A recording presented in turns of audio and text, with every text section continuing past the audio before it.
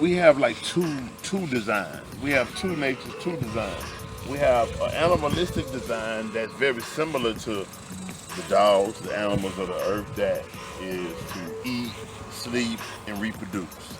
You know, just to maintain life. That's all they gonna do is maintain life. That's it.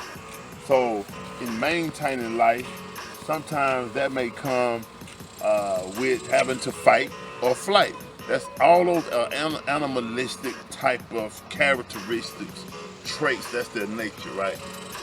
When you think about us, we have all of those characteristics, but in those things, we have the capability of being creative with it. And we also have the ability to be as lofty or as intelligent as we want to be, as humble as we want to be, as arrogant as we want to be, or we have the also the ability or potential to be as low or even lower than some of the animals of the world, because we'll do things sometimes that even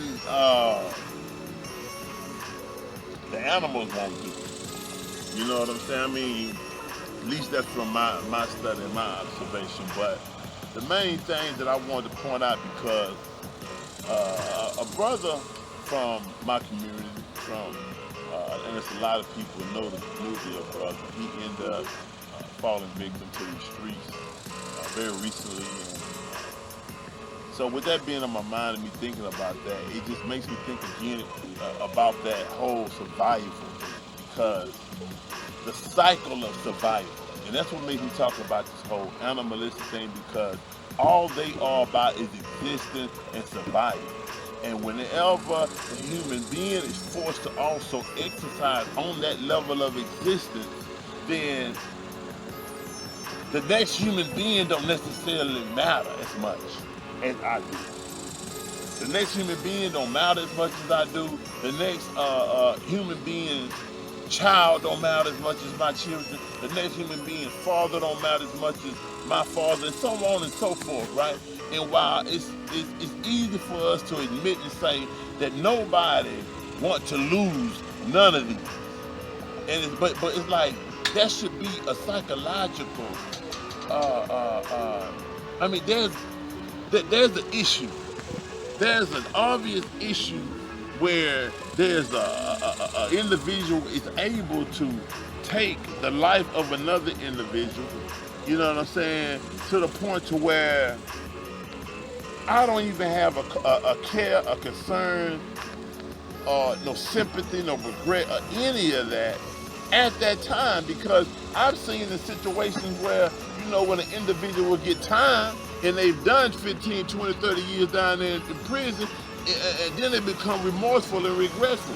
And what happens and what makes the individual able to even reach that point under those circumstances is the fact that they are then taken out of a situation where they have to survive. Because the prisons aren't as crazy as they used to be, for one. So on top of that, even though in some people's mind, well, now it's crazy now, they still got to survive to a certain degree. But I'm talking about for the fundamental essentials, taking care, making sure your health is right, you having food, you having clean, you know, water, you don't have no bills in there. When you think about the free world, prison is the free world. Everything out here in society you got to pay for. So when you are here, an individual is forced to really have to go get it. So they get on the survival mode, but in there, an individual is taken out of the survival mode, and now they're able to think.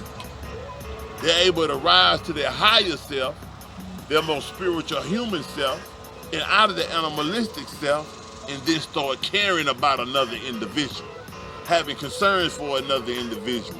We become more considerate of our loved one. We become more regretful for the things that we didn't do with our loved one. I mean, so on and so forth. And people always kind of get the mocking to do when they get locked up and say, he done found God, or he done found Jesus, or he done found Allah, or whatever the case may be.